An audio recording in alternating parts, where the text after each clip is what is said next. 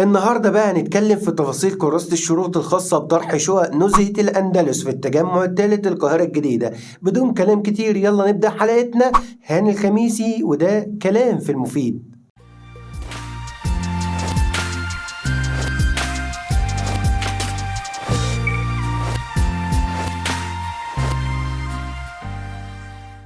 السلام عليكم، يا أهلا ومرحبا بكم. كراسة الشروط كالعادة في كل طرح بيتم تسريبها قبل ما تنزل رسميا على الموقع الخاص بيها، والطرح الجديد طبعا احنا عارفين انه هيبدأ من يوم 6/8/2023 على موقع بنك التعمير والإسكان. إن شاء الله تعالى كراسة الشروط الرسمية هتكون متاحة على الموقع يوم الأحد الجاي، ولكن في كراسة دلوقتي منتشرة على السوشيال ميديا وخاصة الفيسبوك. كراسة الشروط بتقول ايه بقى؟ بتقول ان شاء الله تعالى من يوم 6/8/2023 لحد يوم 22/8/2023. دي الفترة اللي انت هتسجل فيها على الموقع الالكتروني، وكمان هتستخرج كود الحجز او استمارة الحجز من على الموقع، وهتطلع بالاستمارة دي على بنك التعمير والإسكان اي فرع من الفروع. وهتدفع هناك كام؟ هتدفع 100,000 جنيه وواحد، يعني 101,000 هتدفعهم كجدية حجز ورسوم إدارية علشان تدخل في الطرح ده. لازم تدفع الفلوس دي عشان تقدر تدخل في يوم الحجز اللي هو الحجز الإلكتروني بالأسبقية، علشان يفتح لك الموقع ويتيح ليك إنك تختار شقة. يوم الحجز ده بقى إمتى؟ في كراسة الشروط اللي هي منتشرة على السوشيال ميديا بيتكلم إن الحجز الإلكتروني هيكون في نهاية شهر 8، يعني يوم 27/8 الحجز الإلكتروني الساعة 10 صباحا بالثانية هيفتح الموقع لكل الناس تدخل تختار الشقة بتاعتها من ال 380 شقة اللي موجودين.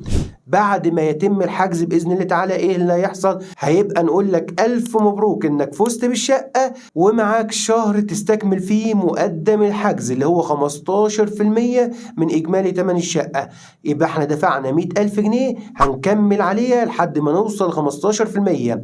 وهتدفع المبلغ ده امتى؟ هتدفعه من يوم 5/9/2023 لحد يوم 5/10/2023، وده برضه وفقا لكراسة الشروط المنتشرة على السوشيال ميديا. وبعد ما تدفع الاستكمال بإذن الله تعالى هيبقى مطلوب منك 10% تدفعها خلال 3 شهور. خلي بالك هنا بقى، لأن الطرح الأول اللي نزل في أول السنة كان خلال 6 شهور تدفع 10%، أما في الطرح ده خلال 3 شهور. يعني الحجز هيقفل يوم 27/8/2023، يبقى 27/9 27/10 27/11، بعدها هتدفع 10% اللي هتكون مطلوبة منك، وكده هتكون على 3 شهور مش 6 شهور. وبعدها بقى تدفع دفعات ربع سنوية. بعد 3 شهور من دفعك لل10% هتدفع دفعات ربع سنوية 12 دفعة ب22,500. ال 22,500 هي اللي كانت موجودة في الطرح الأولاني، فكده كل حاجة شبه متقاربة، إلا فقط موضوع 10% كانت في الطرح الأول بعد 6 شهور، أما في الطرح ده بعد 3 شهور من الحجز.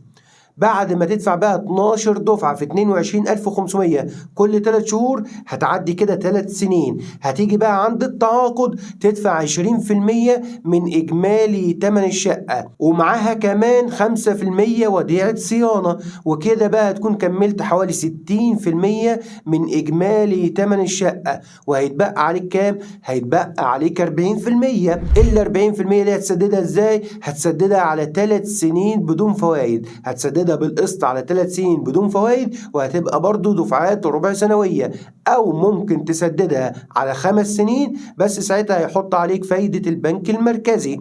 وممكن كمان تسددها بنظام التمويل العقاري الخاص ببنك التعمير والإسكان عشان تاخد مدة أطول توصل مثلا ل15 سنة، ولكن التكلفة هتكون عالية جدا ساعتها، فما بنصحش بيها. وبذكرك بقى لو حبيت ان انا اكون معاك خطوة بخطوة بداية من التسجيل والحجز الإلكتروني وكافة الإجراءات والاستشارات الخاصة بالطرح ده، وكل كمان طرحات الإسكان سواء أراضي أو شقق، سواء إسكان اجتماعي وإسكان متوسط أو إسكان فاخر أو استثماري، أي طرحات الدولة بإذن الله هكون معاك المستشار العقاري والإيجاري والإسكاني في كل حاجة. تقدر تنسق مع فريق العمل على الأرقام اللي بتظهر دلوقتي على الشاشة، وإن شاء الله هيحجزوا ليك ميعاد وتشرفني في مكتبي ونظبط كل الأمور بإذن الله زي ما أنت عايز. ولو حبينا بقى نتكلم عن المساحات في الطرح ده، الشقة نازلة ب3 مساحات، نازلة 130 متر و140 متر و150 متر، والأسعار كانت نازلة في الطرح القديم بحوالي 1.300.000 جنيه لحد 1.650.000 جنيه. يعني أعتقد إن الفترة ما كانتش طويلة بين الطرحين، فمش هتبعد عن كده، وإن شاء الله هشرح لكم نماذج حسابية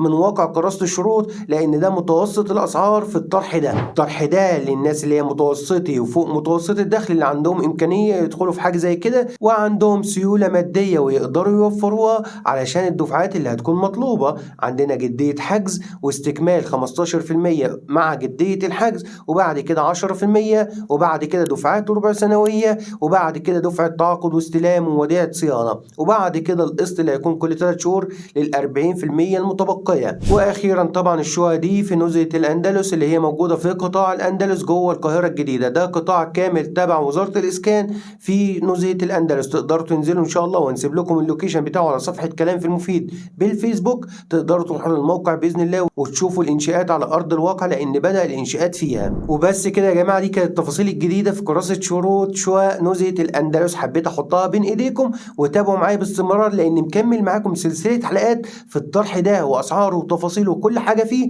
والطروحات كلها اللي جاية، وسكن لكل المصريين 5، والطرح التكميلي لسكن مصر ودار مصر وجنة، والطروحات الجديدة اللي هتنزل من وزارة الإسكان وسور مجرى العيون. نقول لكم دمتم في رعاية الله وأمنه، والدعم الجميل بتاعكم بالشير واللايك ده أكيد شيء يسعدني. والسلام عليكم ورحمة الله وبركاته.